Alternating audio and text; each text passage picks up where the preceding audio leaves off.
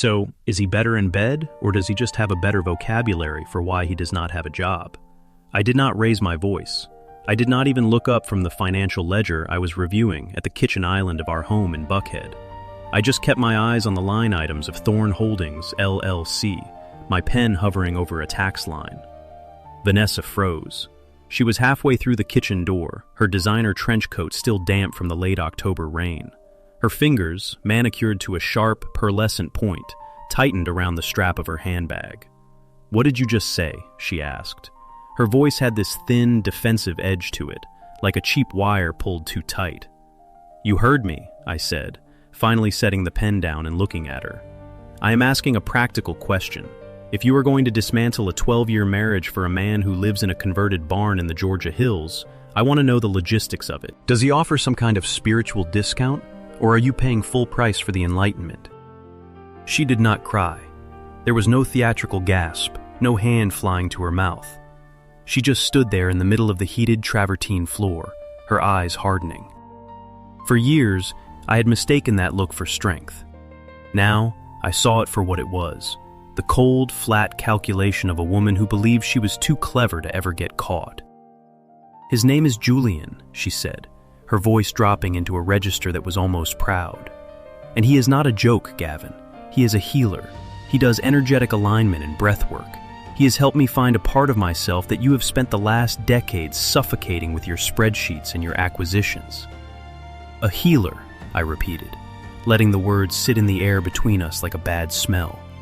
"Julian Mercer, 38 years old, formerly of Boulder, Colorado, currently operating out of a wellness sanctuary near Lake Lanier, a sanctuary funded, if I am not mistaken, by 3 separate wealthy divorcees who all had spiritual awakenings right around the time their husbands filed for joint custody."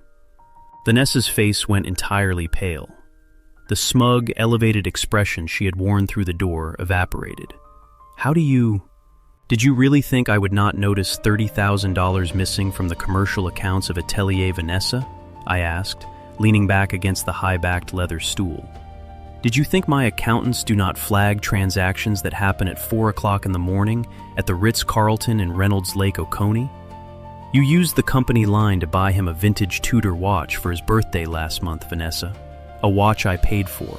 A watch that is currently sitting on the wrist of a man who claims he does not believe in the concept of linear time or material wealth." She took a slow, deliberate breath, trying to regain her footing. "I wanted to tell you. I was going to tell you tonight. I am not going to live a double life anymore, Gavin. I am in love with him. He makes me feel alive. He makes me feel seen. You look at me and you just see an asset on a balance sheet." "That is where you are wrong," I said, standing up. I was a head taller than her, but I did not crowd her space. I did not need to. I looked at you and saw my wife. I saw the person I built a life with. But if you want to be seen by Julian, I am more than happy to let him have the full view. Just make sure he has a good lawyer." "What is that supposed to mean?" she snapped, her voice rising. "We are in Georgia, Gavin. It is a no-fault state. I am entitled to half of everything we built. The house, the holding company, the boutique. You cannot just lock me out." "I would never lock you out, Vanessa," I said, picking up my coffee mug and pouring the cold dregs into the sink. "In fact, I want you to enjoy every single moment of your new, unburdened life. Go pack a bag. The driver will be here in 20 minutes to take you to the lake house, or to Julian's barn. Whichever one has better energy tonight. You are throwing me out?" "No," I said, looking her dead in the eye. "I am liquidating a bad investment. Good night, Vanessa."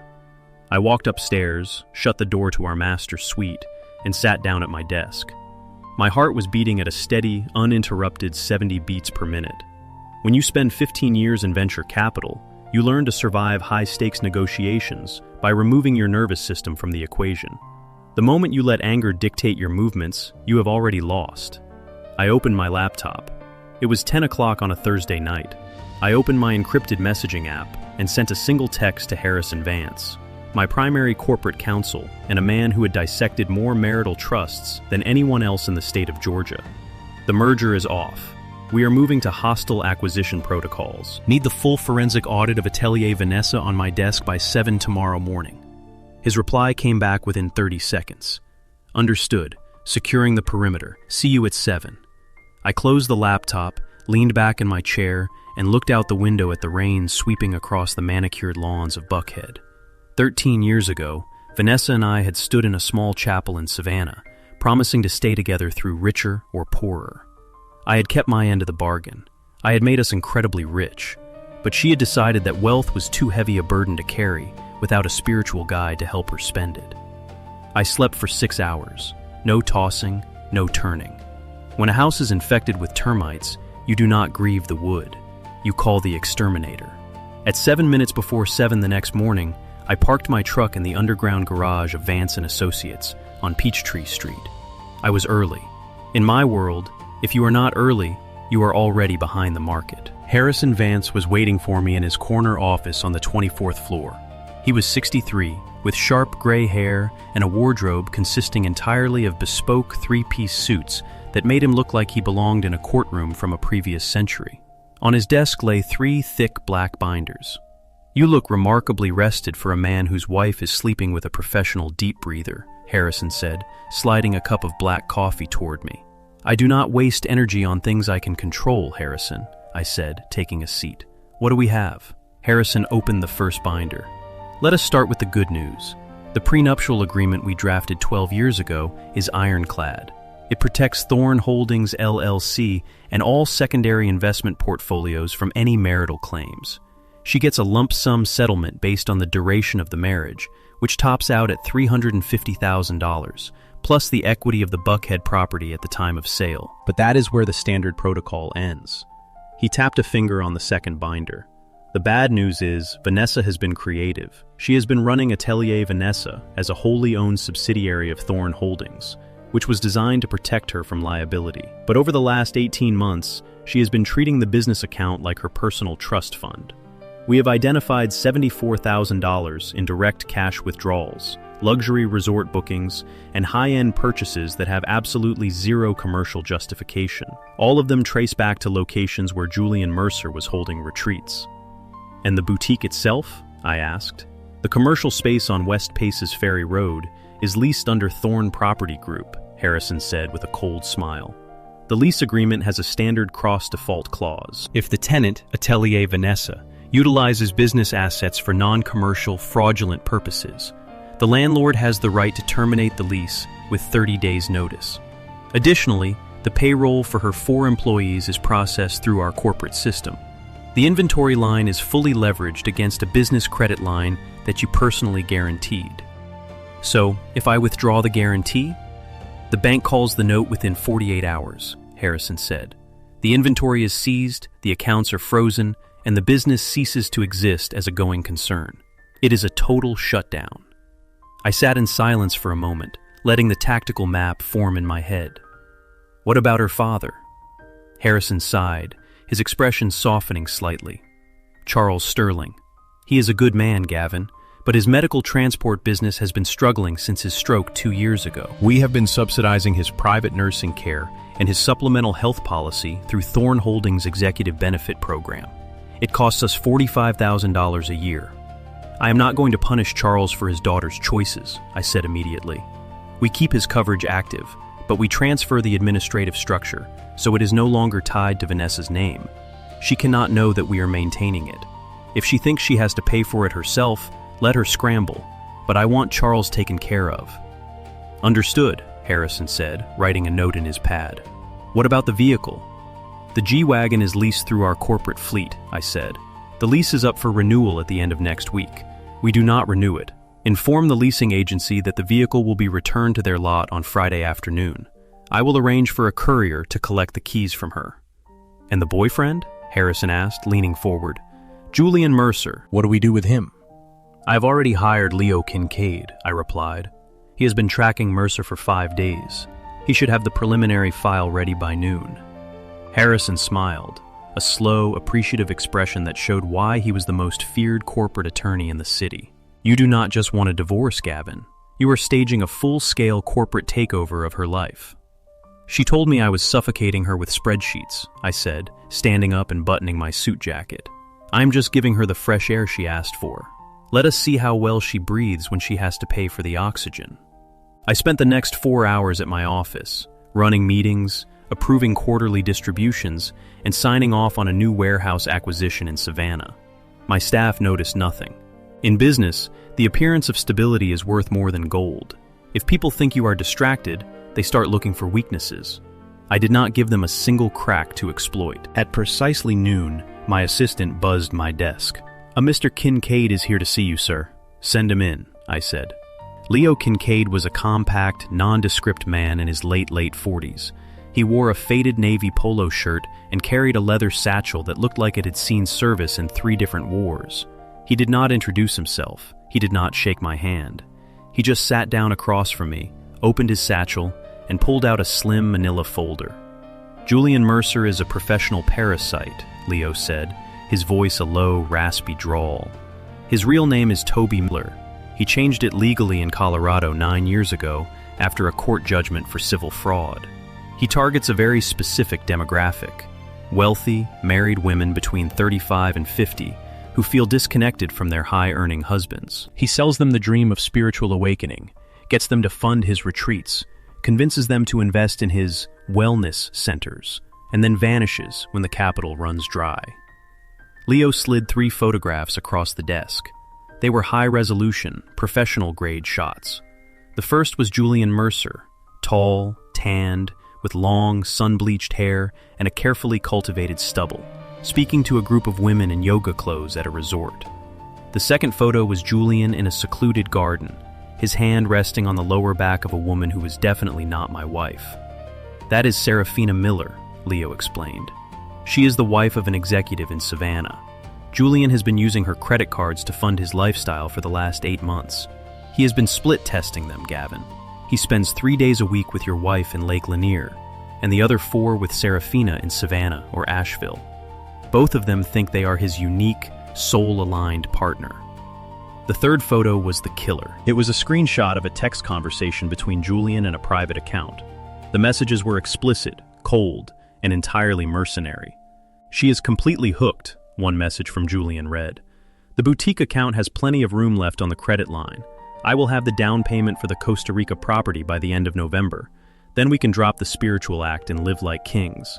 "Who was he texting?" I asked, my voice flat. "His actual partner," Leo said. "A woman named Clara Harrison. She lives in a luxury condo in Midtown Atlanta that is currently being paid for by a shell company registered in Colorado. The shell company's primary source of funding? Direct transfers from your wife's business accounts and Serafina's personal accounts." I looked at the photos for a long, quiet minute. The sheer, brazen stupidity of it was almost offensive. Vanessa had walked out of a 12-year marriage, a life of absolute security and luxury, for a man who was using her as a middleman to fund a condo for another woman in the same city. "Does Vanessa know about Clara?" I asked. "Not a chance," Leo said. "She thinks she is the only star in his universe. She thinks they are going to build a holistic healing empire together." "And the woman in Savannah? Serafina?" "She has no idea either," Leo said. "But her husband is a very powerful man in the logistics sector. If he found out his wife was being scammed by a fake guru using his money, he would probably have Julian Mercer buried in a concrete footer somewhere off the coast." "We do not need concrete," I said, sliding the photos back into the folder. "We have the law. Leo, I need you to make contact with Serafina's husband. Do it quietly. Give him the evidence. Let him decide how he wants to handle his end of the equation. As for Clara Harrison, I think she is about to lose her rent money." "You want me to talk to the landlord?" Leo asked, a small dark grin appearing on his face. "No," I said. "I am going to buy the building." The next 3 days were a masterclass in quiet, systematic pressure. On Monday morning, Vanessa sent me a text. It was long, filled with therapeutic jargon about boundaries, unconscious hostility, and finding her truth. She asked for an amicable separation and requested that I transfer $50,000 into her personal account to ensure her transitional stability. I did not reply. At 2 o'clock that afternoon, Vanessa's primary credit card was declined at a high-end organic market in Alpharetta. She called my office 7 times. I had my assistant route every call directly to voicemail. At 4 o'clock, she received a formal notification from the bank. The The corporate credit lines for Atelier Vanessa had been suspended, pending a forensic audit of unauthorized transactions. At 5 o'clock, the courier I hired arrived at her boutique on West Pace's Ferry Road. He walked past her high society clients, stood in the middle of the retail floor, and handed her a formal letter from Thorne Property Group. It was a 30-day notice of lease termination for non-payment and material breach of contract. She called my personal cell phone then. I let it ring 3 times before I picked up.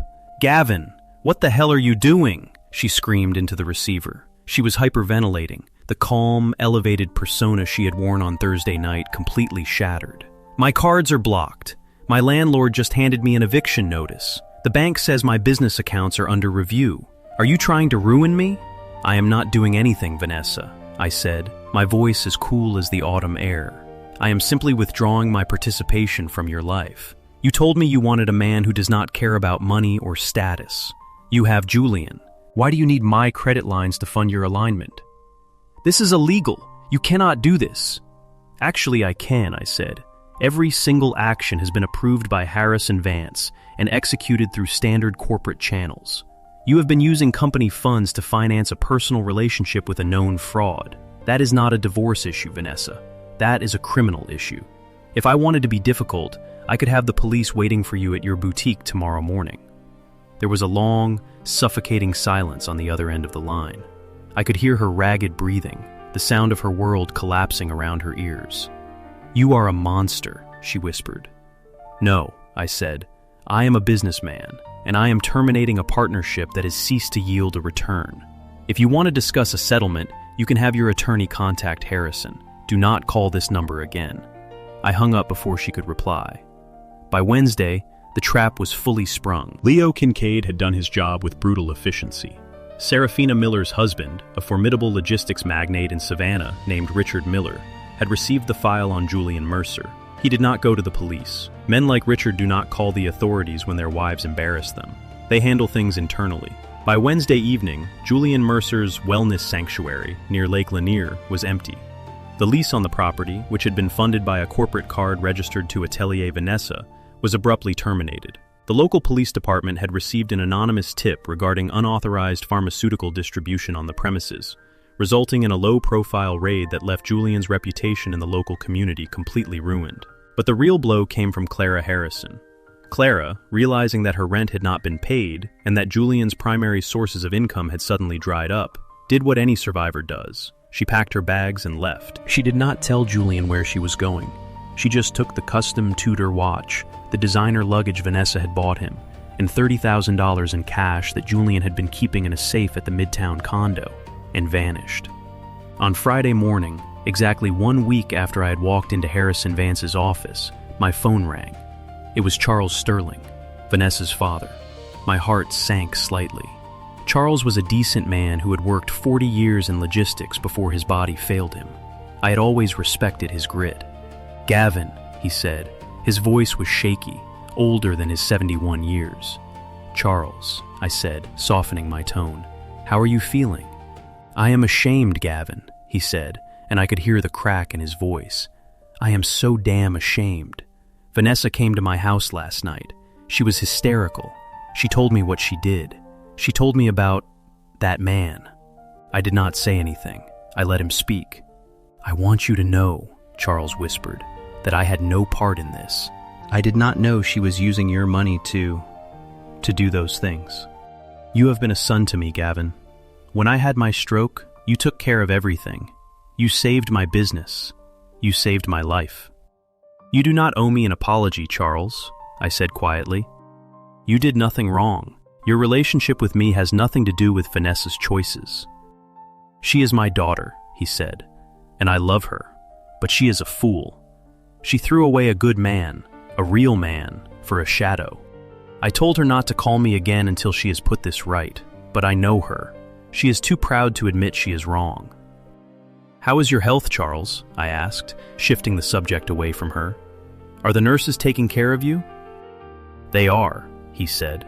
"But Vanessa told me the insurance. She said you canceled it." "I did not cancel it, Charles," I said. "I transferred the policy to a private trust. Your coverage is completely secure, It will remain active for as long as you need it. I just removed Vanessa's name from the administration, so she cannot use it as leverage. You do not have to worry about a single medical bill. I promise you that. There was a long pause on the line. I could hear the old man weeping quietly on the other end. "Thank you, Gavin," he choked out. "Thank you. You are a better man than she deserves." "Take care of yourself, Charles," I said gently. "I will have my office check in on you next week." We hung up. I sat at my desk for a long time, looking out at the Atlanta skyline. The city was beautiful in the late autumn light, cold and clear and sharp. Some losses cut deep, not because of the person who betrayed you, but because of the collateral damage they leave in their wake. Vanessa had not just betrayed me, she had betrayed her family, her employees, and the life of security we had built together. She had done it all for a fantasy, a manufactured illusion of spiritual depth, sold to her by a man who was nothing more than a highly skilled parasite. The divorce proceedings were finalized 4 months later. Because of the evidence we had gathered, Vanessa's attorney had no leverage. The forensic audit of Atelier Vanessa proved she had embezzled over $70,000 from the holding company to fund her affair. If we went to trial, those records would become public. Her reputation in Atlanta's tight-knit high society would be permanently destroyed. She would never be able to open another boutique, let alone secure a lease on Peachtree Street. She settled. She walked away with her lump sum payment of $350,000, her personal jewelry, and her clothing. The Buckhead house was listed for sale, and the proceeds were split per the terms of our prenuptial agreement. The final meeting took place in a sterile conference room on the 32nd floor of Harrison Vance's office.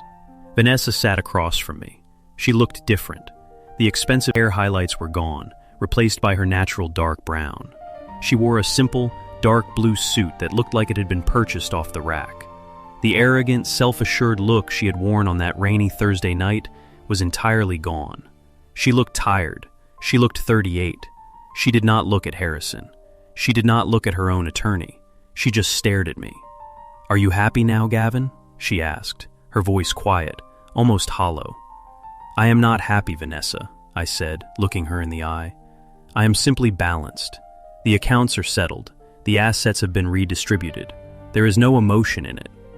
"Julian is gone," she said, as if I did not already know. "He left for Arizona 3 weeks ago. He took everything I had left in my personal savings. He told me he was going to secure a lease on a new sanctuary in Sedona. I haven't heard from him since." "I know," I said. She blinked, a single tear finally escaping and running down her cheek. "You knew? You knew he was going to leave me?" "I knew exactly who he was the day after you told me his name," I said. "I had his entire life history on my desk before you even finished packing your bags. I could have told you, Vanessa. I could have warned you. But you told me I was suffocating you. You told me you wanted to find your truth. I decided to let you find it."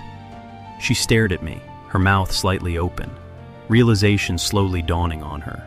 She had thought she was the protagonist in a romantic drama. She had thought she was making a brave, authentic choice to follow her heart. Now, she finally understood that she had been nothing more than a pawn in a game she did not even know was being played. "You let him ruin me," she whispered. "No," I corrected her. "You ruined yourself. I just refused to pay for the rebuild."